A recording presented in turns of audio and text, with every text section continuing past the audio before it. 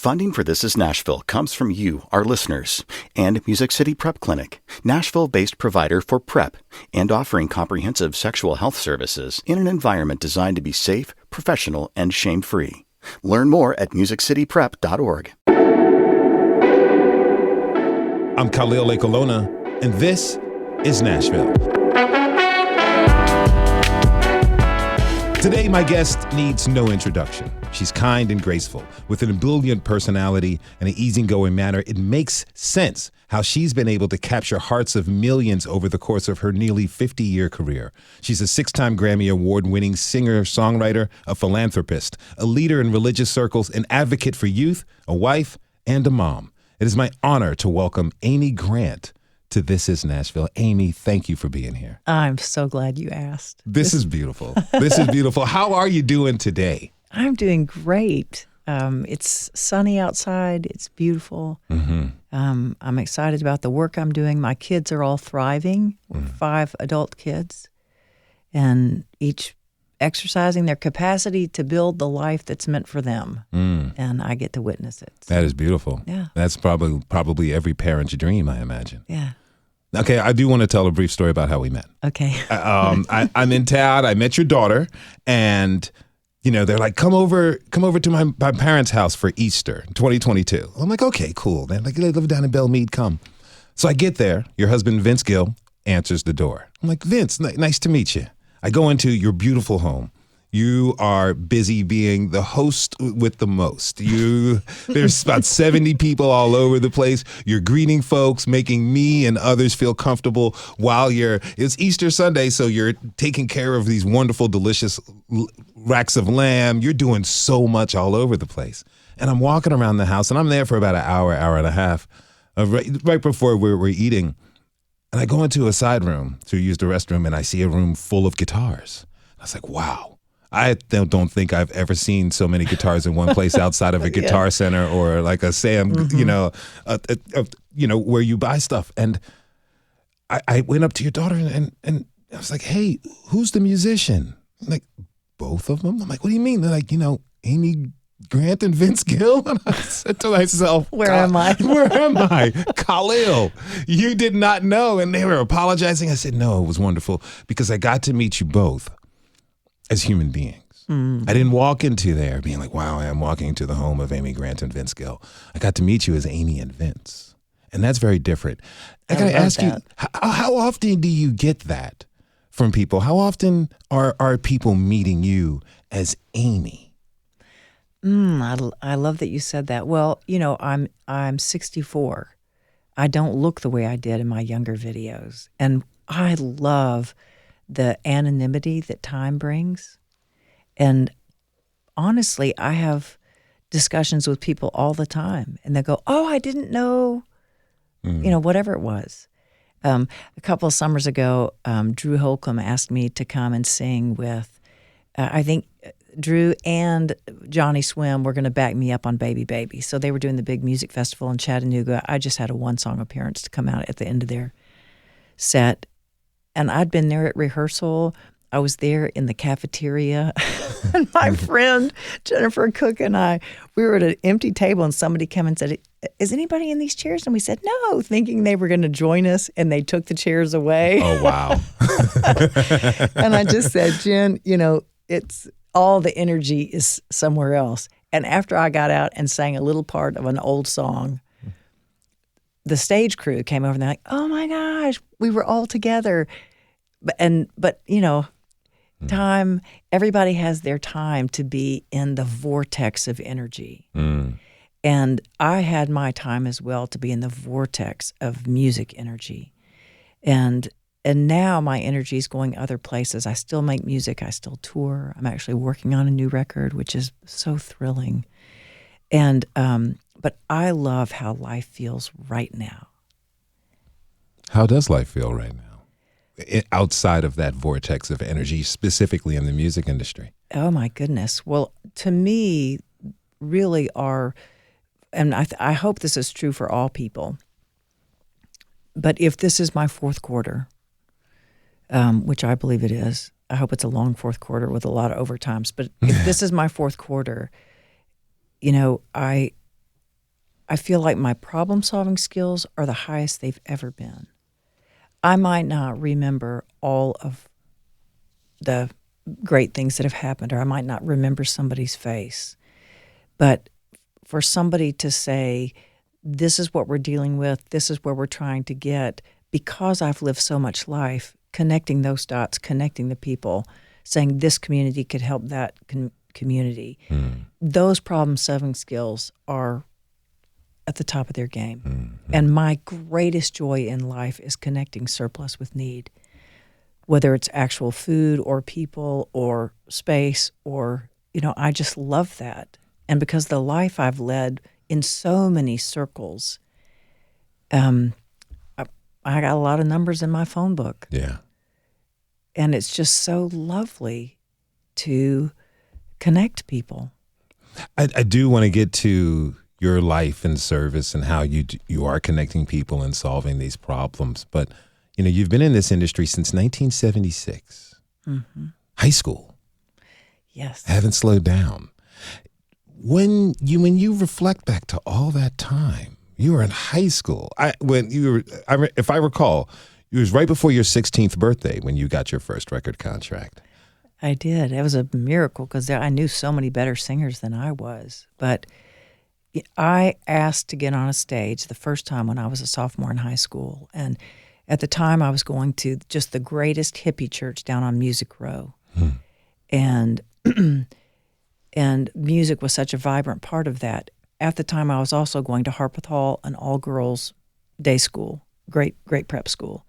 And it was not classified as a Christian school, but once a week we had chapel, a 30-minute program. And so there was a minister from some church in town that came and gave a program, and I was a Bible reading, faith adventure kind of gal, but all of it was through a hippie lens. Okay. And so, the honesty that happened in confessions in that church down on Music Row, it was an adventure. And so I remember listening to in this one particular chapel program, and what was coming off that stage was so different than the vibrant, exciting adventure that was the reality of my faith journey at that point. And, the church I was going to was multicultural, multiracial. You might be sitting right next to a street person. Somebody would get up and shout something, but it was really all about acceptance, a lot of blue jeans and bare feet. And so I walked out of this one chapel program and I was just trying to say, what's going on in there? Religion is so different than, it's so stiff. And I think I said out loud, man, God, you could use some PR because the way people communicate you is lifeless. And I went to the head of school. She was called our headmistress, Ida Nell McMurray. And I said, could I sign up to do a chapel program? And she said, what are you going to do? And I said, I think I'm going to sing. I started writing songs and doing songs that I already knew and loved. So as weird as it sounds, like I would follow Carole King's Will You Still Love Me Tomorrow about a one-night stand with a song about Jesus. But I thought, well, that's life, Yes, it is. Everybody's like trying to keep their pants on and then going to church, but to me, that was real life. And that's always been the way I've communicated faith was in the middle of the mess, there's hope. In the middle of the darkness and confusion and rascaliness of who we are, there's also light. And so I was writing songs, and then I got invited to sing different places, but I never got up there because I thought I was good. I just wanted to start the conversation. And I mean, one door opened and the next door and the next door, and it was like, okay. I just would walk through a door that opened. So I made a tape for my mom and dad because a friend of mine was taking classes at Belmont College. They had a studio. And he said, I don't need the studio. I have a job in a studio. Do you want to use my studio time and record your songs? And I was like, sure. And then he went back to his studio and was running off a tape copy. And a colleague of his walked in and said, there's a record company in Texas looking for people who sing faith music. Who is that? And he said, she's not very good, but she sounds sincere. And I said, well, those are both true. She's not very good, and she is sincere. And that week I got a record deal. And I just learned as I went. I became a better songwriter, you know. You're 16 years old. You're walking through these doors because of this deep sincerity. Did you have any apprehension? Did you have any fear? Did you just move fully with heart and faith? Well, that was a long time ago. I can't really tell you what I was doing. I think I had every insecurity that a teenager has, you know? And so I as I recall, I just try to take it one step at a time. Mm-hmm. And there are not a lot of bells and whistles. By the time I was actually getting any attention, like real attention, by then I was 10 years in. Okay. And so I was so glad for all of those quieter years of, I don't know, just singing, performing, meeting people. But I just never took myself so seriously. And I think the biggest thing, I was never the best singer in the room. And I always worked with people who were better than I was. And I'd be like, hey, if you want center stage, take it. Yeah. I'm just as happy in the audience. But that speaks to the sincerity. That speaks to humility and knowing oneself. A lot of folks want to take up center stage. A lot of folks want to have the spotlight on them if they're equipped to have it or not. You easily gave that up to other people. Where'd you learn that from? Is that a familial thing? Did you learn that sense of humility from your parents and your siblings? Interesting. Well, first off, to me, the word humility doesn't mean aw shucks. Humility is having an honest understanding of who you are and what you bring to the table, to me. And everybody brings something to the table. And I probably did learn that from my parents, to say everyone matters and we are all so interconnected. And sometimes what somebody brings to the table is not apparent at the beginning, but we all need each other. And, you know, for the second year in a row now, you're going to be performing 2 Mother's Day weekend shows at the Ryman Auditorium on the 10th and the 11th. You're a mom. You got a bunch of kids. You have a huge extended family. I do. You're a grandma. I am. What does it mean to you to be performing at the Ryman on a day where we're honoring the moms of the world? Well, I'm thrilled. I mean, it's hard for music to not be fun. If you don't have a smile on your face when music's happening live, something is, there's some bigger things going on. Okay. And to me, providing music, especially on a holiday when people are trying to connect with people they love or people with whom they have a relationship, to me, it's like saying, what are we going to cook for dinner? It's like, let me see what's in the pantry. Oh, we can make something. I'm going to put onions in the skillet. The kitchen's going to start smelling great, and I'll figure it out as I go. And to me, last year in 2024, when I did 2 shows Mother's Day weekend, it was the first time I had played a non-holiday show in Nashville in 25 years. Wow. Yeah. And so, you know, I've made music for 40 plus years, and I was so excited. I shamelessly called anybody I'd ever written a song with, producers I'd worked with, musicians I'd worked with. I asked so many people, and I said, oh gosh, no, I don't want you to buy a ticket. No, I'm buying your ticket. That show was so expensive for me. Woo, I thought I'm going to have to go on tour to pay for my Nashville show. You know, the Ryman gives you a certain number of tickets comp to give away, but I felt like I had invited a third of the crowd. But it was because it was all of our work was expressed in my career. And it had just been a quarter of a century since I'd played a show in Nashville that wasn't a Christmas show. And so playing a show this year, what I thought was, well, people have either got to come or not come because they want to, because you can't buy tickets like that again. I'm not gonna, I just don't have the bandwidth this year. I'm working too hard, and you know, and it hasn't been 25 years. It's been 1 year. Yeah. So what will the show be like? Give us a preview. Is there anyone performing with you? Laura McKenna is doing an opener. I love her songwriting and just celebration of female artists. And so and then I'll just do a couple hours worth of music. And yeah, I've worked with the same band for a long time, but since I was here last year, I've had the return of a guitar player who I toured with all through the 80s and 90s. And he played guitar on so many of the songs that I recorded in those decades. And having him back on stage is a lot of fun. If you're just tuning in, this is Nashville, and I'm your host, Khalil Ekulona. My guest is 6-time Grammy-winning singer-songwriter Amy Grant. Now, Amy, in 2022, you were in a pretty serious bike accident, and you suffered a concussion. You've been open with the public about how difficult your recovery journey has been with that. But are there moments that happen, Mother's Day, birthdays, holidays with your family, with your children, your grandchildren, that make this performance and what you're about to do for everyone even more special for you now? Oh, my goodness. Well, I mean, every day feels special because there are no guarantees for any of us for tomorrow.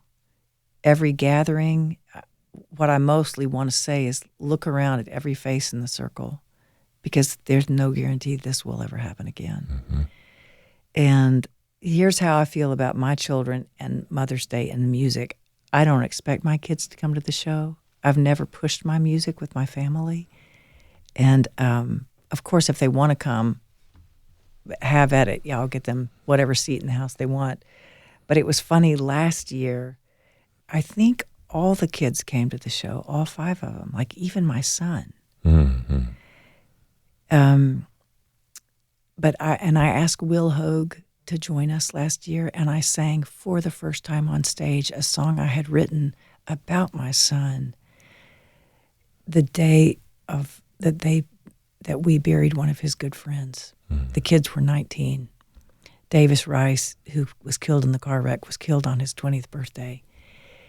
But how I feel like music brings us together, I reached out to Davis's family and said, I'm going to sing a song I wrote about your brother. Could you come? And then my son came. And I braced Matt, and I said, I'm going to sing the song that I don't know if you've ever heard this, because he didn't want to hear it. But then Matt was able to see Davis's brother, and to me, like, in the audience. Mm-hmm. And there was just so much connection. And to me, connection always brings healing. So, and it was funny because two of my daughters, and one of them that's really pursuing music actively, the baby of the family, Karina, afterwards she said, I didn't know any of those songs. And I said, well, they weren't Christmas songs. I've made a lot of music, but, and she said, I'm just going to have to do a deep dive on you. And it was funny to me because they're their 20s, their 30s. Now Jenny's in her 40s. And it's like their music is their music. Mm-hmm. And we all have the soundtrack of our lives. And they're different because we're different ages. Mm-hmm. Yeah, Karina's got to go do a Spotify. I mean, she just walk around the house and find all the albums and listen so herself. Fun. It's funny because all of a sudden I would get like a note from her pinging me in my bunk on the road, okay, I just heard such and such. Oh my gosh, the third line, this rhyme scheme. Mm-hmm. My daughter's 24. And I said, well, thanks, babe. Mm-hmm. But that goes to something that I want to talk about a little bit later about your children who decide to take on music and how you work that, being who you are. It's wonderful. All right, we're going to take a quick break. When we return, we'll continue our conversation with Amy Grant and talk about her work in service and how helping others is something for everyone to be involved in, if you're famous or not. Stay with us. This is Nashville.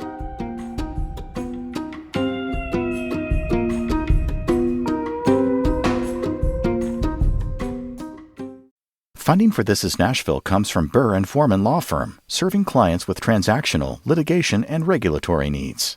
Discovering how each client defines a win and working with them every step of the way to achieve it. Burr.com. I'm Khalil Ekulona, and this is Nashville.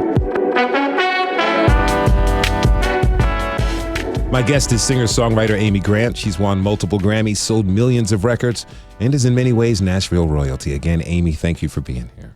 Thank you. Now, I understand, I heard a birdie tell me that you're about to go on tour again. Yes. Well, these days, the last half dozen years, I probably do 80 shows a year. And so I don't technically go on a tour every, the 6 or 7 months that I'm on the road. I'll just go out for a 10-day stretch. Okay. And I love it. I love my road family. I love taking music to the town that people live in. I love hearing people's stories. And so, yeah, at this stage, it's fun to be able to work as much as I want to. So no more 30 to 50 city tours anymore? In a row? No. Well, we used to have to do that, with a new record. And so I would put out a record every 12 to 18 months. And that time, as my family grew, that more and more time came between records. And so now it's been a dozen years. And so, yeah, it wouldn't even make sense to do a tour about a record because then I'd only tour every 12 years. What happens when you do hit a stage in a city? I mean, describe to me the feeling you get as you're looking out into a sea of fans who are there to hear your music? I will look at an audience, from the wings before I go out, and my first reaction is, "Woo! There's a lot of gray hair out there," because everybody, some people were older than I was when I started. Some were younger, but we've all lived 40, 45 years if they've been with me the whole time, and then I'm always amazed at kind of the multi-generational. Like I'll see a bunch of 30 and 40-year-olds, and I'll think, you were force-fed my music by your mother. But I just love what music does to people. And music it peels the stress away. It peels the time away. It kind of reminds us of an earlier version of ourselves. And I feel that every night. I feel it in myself. I feel it in an audience. And the theaters I play now are much smaller than when I was at my heyday. Sometimes I will say, "Hey, is this anybody's first concert of mine you've ever been to?" And always there's a big shout. And if I ask that question, I usually come back with, "You might have missed my prime, but here we are." It's going to be a good one anyway. Yeah, it's going to be good. Music is the perfect place to tell stories because no matter who is singing the song, we all can relate. Even songs that may not be in my native language, there's an energy and an emotion there.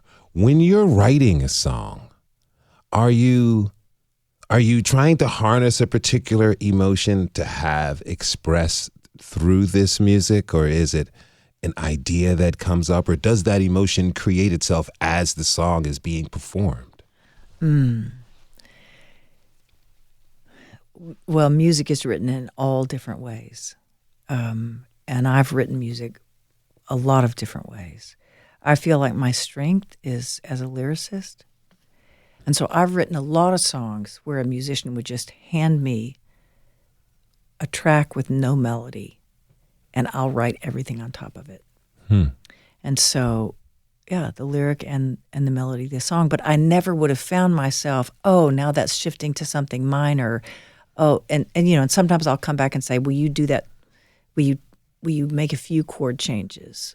So it's always been a back and forth. And it's funny, I just wrote a song, I'm working on a song with my old friend Michael W. Smith, and he used to always have all the music done. He's so proficient. He's just freakishly brilliant on keyboards. But I had a song that I wanted him to write music to. And usually the lyricist is trying to piece together the puzzle because the melody's already set. And it's always a fascinating puzzle to build, but I already had the lyric written. And so I had a fascinating conversation with two sisters, and one really she's in recovery, but she's had so much tragedy in her life, and her sister is a nun. Wow. And I said, would you come to my house and would you tell each other your story? Have you ever told each other your full story? And they love each other, and their lives are so different. And the nun is the older sister. She went to St. Cecilia, was not from a particularly religious family. But she so loved her baby sister, her little sister. Well, she decided to enter the convent and take that life. Mm-hmm. She decided that in high school, and she was basically removed from her family as a teenager and removed from her little sister.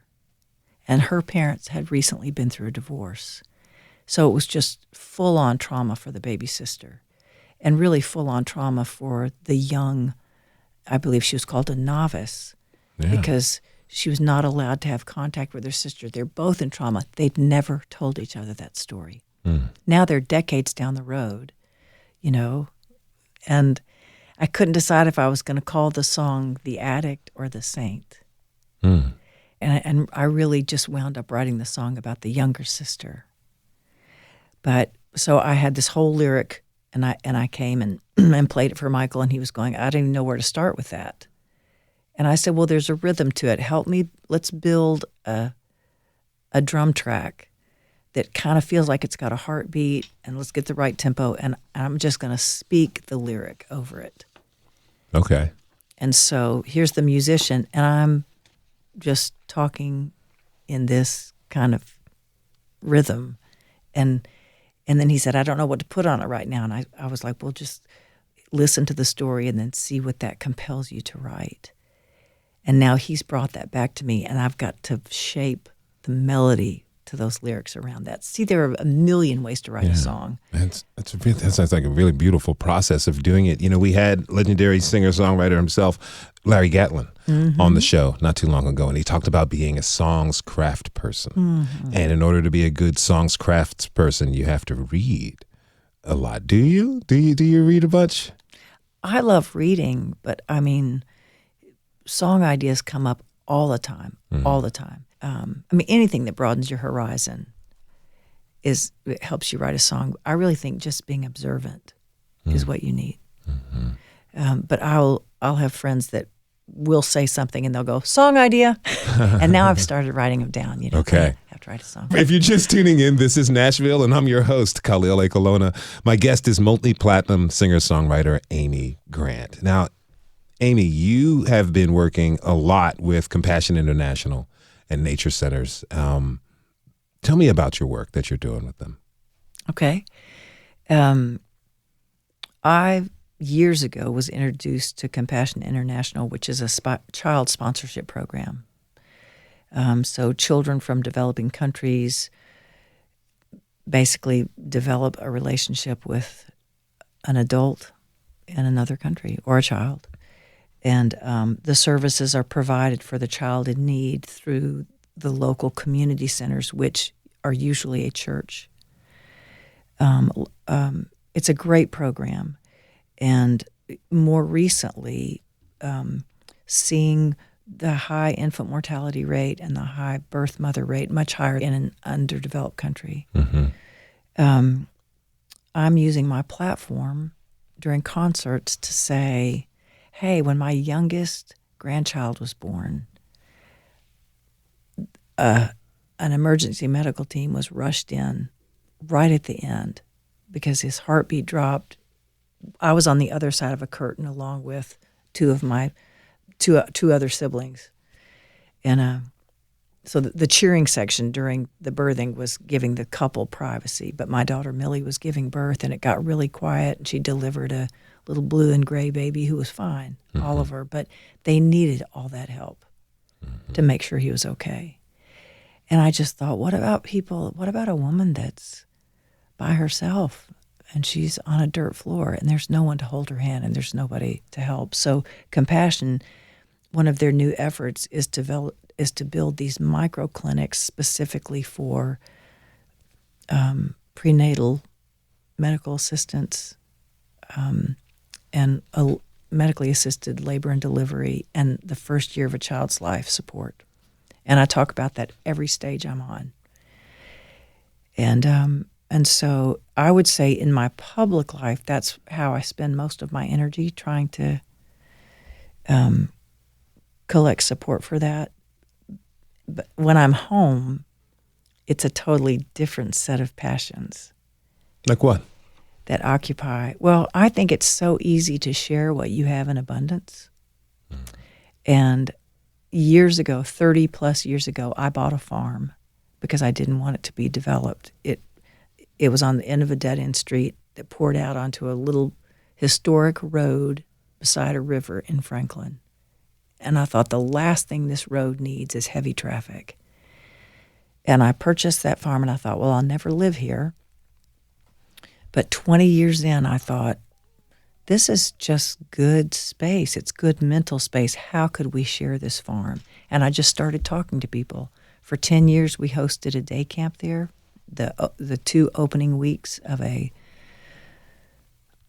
multicultural, multiracial, multi-socioeconomic background. All these kids, 200 plus kids every summer, so that they could have an experience with somebody that looked different than them that was positive. And that was a 10-year commitment. Now we have retreats with veterans dealing with PTSD that involves music therapy. We have retreats with people in the life recovery program from the rescue mission. And they come, and all I do is give the farm. Because a lot of people are doing good work, but they go, well, where are we going to host this event? And so we are not zoned as an event center. And years ago, Julian Bibb, a fantastic lawyer who's now retired in Franklin, and he said, Amy, if everyone is your guest, then you don't need, you don't have to be an event center. And so, there are times that we just enjoy the farm for our family, but it's a fun place to share. I like that you build these connections and you offer this place of community on a farm, because it's where things grow. And it feels like that's where people can grow. It's where wounds can be healed, where people can get this sustenance and be nurtured. You know, we're recording this interview on April 22nd, and on the 21st, Pope Francis passed away. And he's being lauded from people across the globe for service in this way. I know you're not Catholic, but you know, what are your thoughts on this man passing and the legacy he's left behind? Because he's serving people in this manner. You've taken your platform and your life experiences to serve people in the way that you feel most capable of, with the abundance that you want to share. Can I quote my great-grandfather? Yeah. He passed away right before I turned 6 years old, but his life cast a beautiful long shadow. And he would say, joy is a process of radiation, not absorption. And the greatest joy is found serving others. But I love that. It's a process of radiation, always outpouring and not absorption. And we live in a culture that's like, you will be happy if you drive this vehicle, if you have this face, if your hair, it's all about absorption. And it's like, no, the real secret is our connection happens when we go completely outside of ourselves and connect. And it should be fun and life-giving and curiosity satisfying. You're referring to your great-grandfather, A.M. Burton, who founded the Central Church of Christ in downtown. Question, did you feel that radiation when you were going to that hippie church in high school? I did. Yes. All right, we're going to take one more break. When we come back, we'll continue our conversation with legendary singer-songwriter Amy Grant. Stay with us. This is Nashville.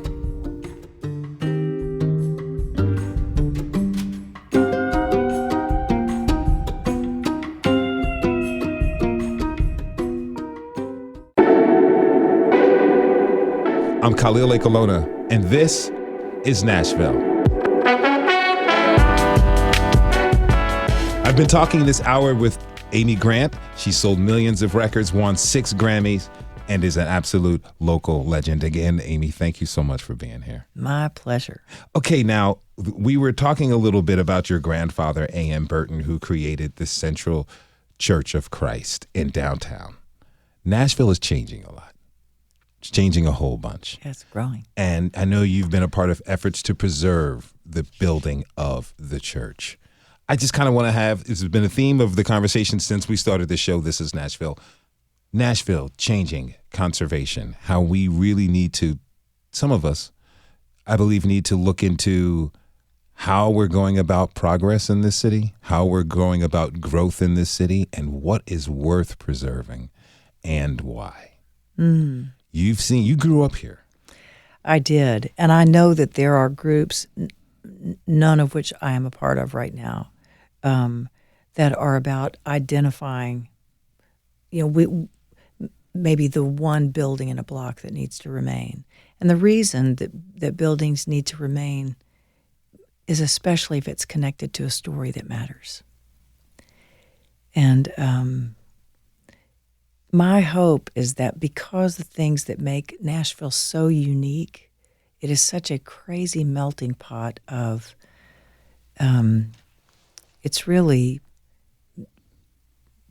education, medicine, and music. I don't know another town, and philanthropy. I don't know another town that has those 4 pillars. And those pillars actually allow a lot of connecting circles. There's not just one big dog in town. Yeah. And so I think Nashville has the potential to expand and still honor those 4 pillars. It just will be a lot more small communities, but I'm really, that's not my strong suit, is to figure out how all that works. Yeah. It's for the people who studied those fields. I have been asking people, what is it going to take for Nashville to become a world-class city? Because some feel like Nashville, it definitely is one of the major cities of the United States of America. But to become a world-class city with those 4 pillars, what do you think is needed for it to be on the same level and pantheon of a Tokyo, a Paris, a New York City, a Cairo? Oh, goodness. Well, probably because I grew up here. And so when I see Nashville, it's not simply the lens of 2025. It's the lens of 1975. I remember when Hillsborough Road was 2 lanes. Okay. The whole way to downtown. And so I don't know that I have the capacity, because it's all of those things to me. And I think it would take maybe somebody who's not so layered emotionally with every stage that Nashville has been. I mean, my first thought is, why would we want to be? I've had emails to that effect. Yeah. But I do think that's at whatever stage a city or a town is in its development, that someone can come. What I think is beautiful about Nashville is because it's always been a performance town on some level, and because people come with great need because of medicine, or people come because they're curious, education. I feel like those components are always conversation starters. The person parking your car at the black tie event might write the next big song. And the person bussing your table at the fanciest restaurant might be the person that writes the theme song for the next year's Academy Award-winning movie. I mean, so creativity is, there are no glass ceilings with creativity. And also with medicine, you don't know where the next breakthrough is going to come. So, but I think I think a town just becomes beloved and massive because of what it already is. I don't think you can say, we want to be that. And then you like, what is that? Nashville is growing organically from what it already is, and it's just expanding. And it will be whatever it will be. Clearly, traffic is something we're going to have to work on. Yes, it is. And sometimes growth is hard, but when you're done, you look back and you say to yourself, it's worth it. Yes. I only have a couple minutes left, but I do want to get something we touched on earlier. You know, your youngest child is in the industry.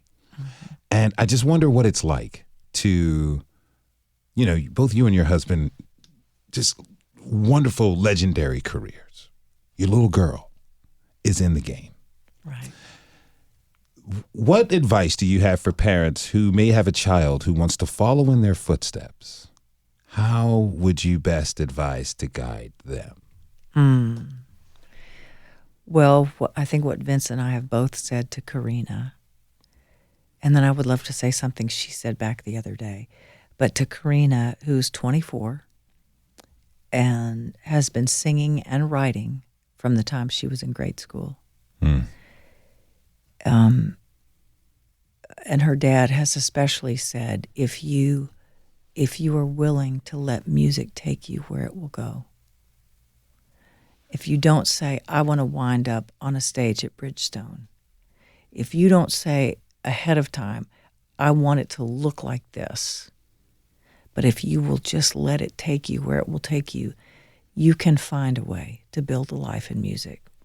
It might not be what you thought it would be, but that's the adventure, is where is it flowing now?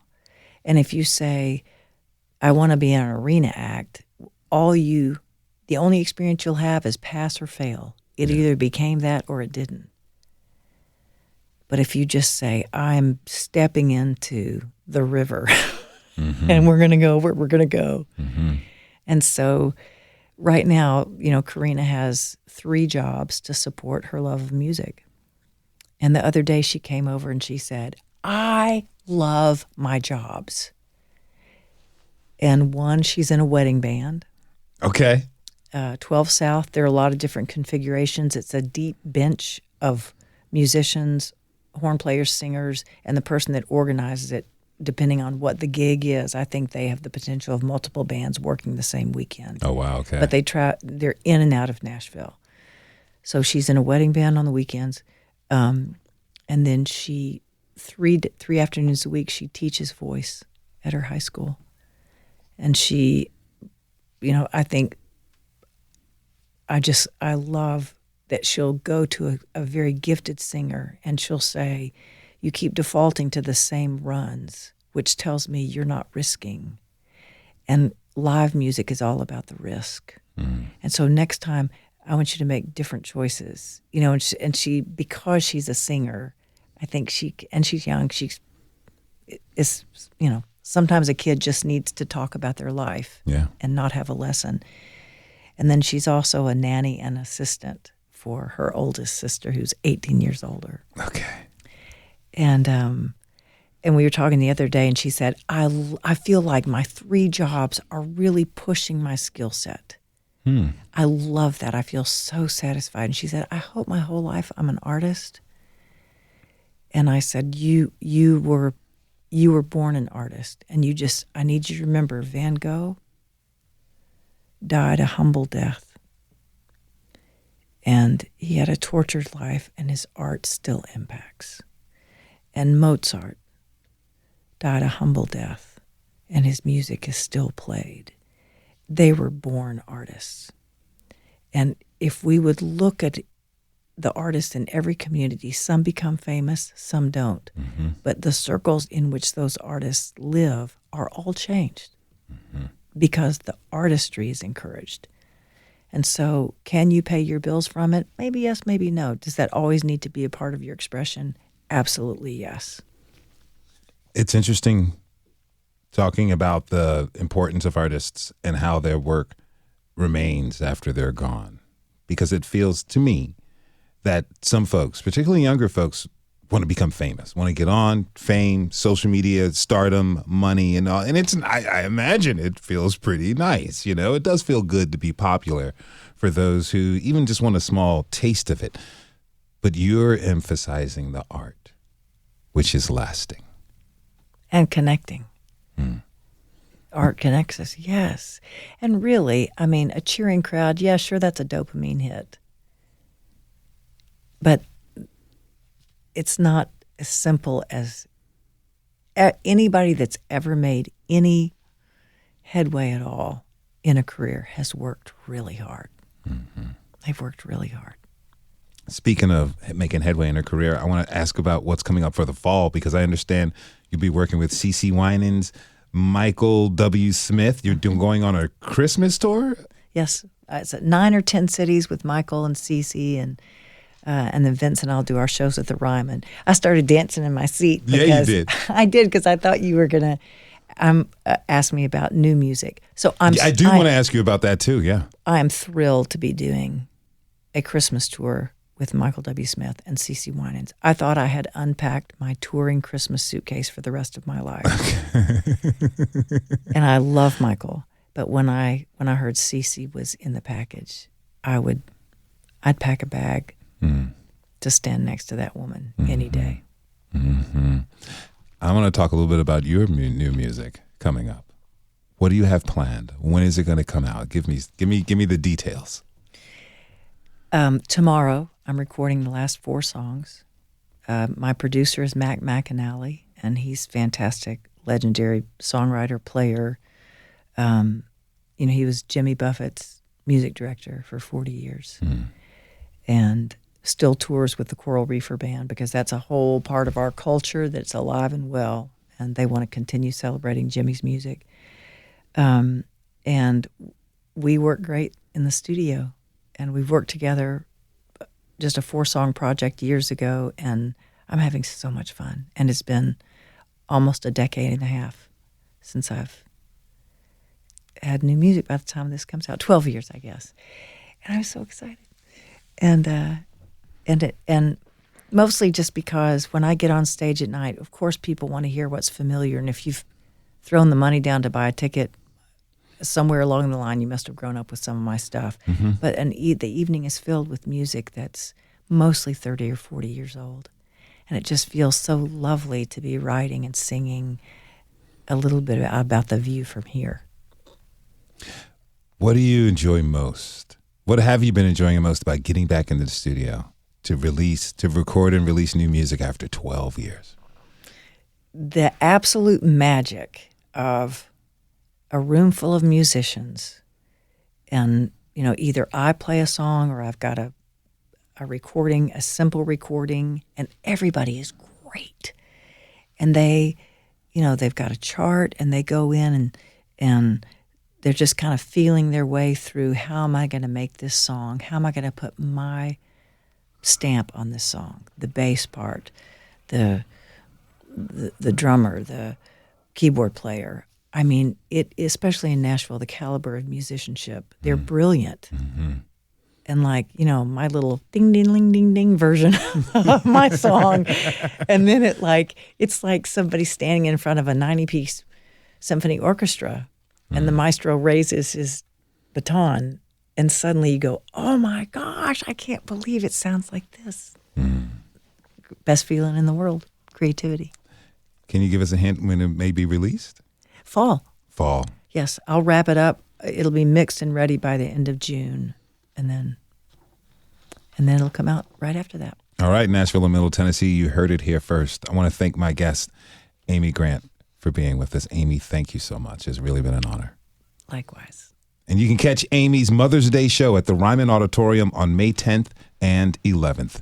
Thanks to you all for tuning in this hour. This is Nashville. It's a production of Nashville Public Radio. Today's episode was produced by yours truly. It was directed by Tasha A.F. Lemley. Our technical director and board operator is Liv Lombardi. The masterminds behind our theme music are LaRange and Namir Blade. You can listen back at thisisnashville.org or wherever you get good podcasts. And the conversation does not end here. Comment and tell us what you want to hear on the show by leaving us a message at 615-751-2500. You can also find us on Blue Sky and Instagram and X at This Is Nashville. This is Nashville. I'm Khalil Ekulona. We'll see you tomorrow, everybody, and to be good to each other.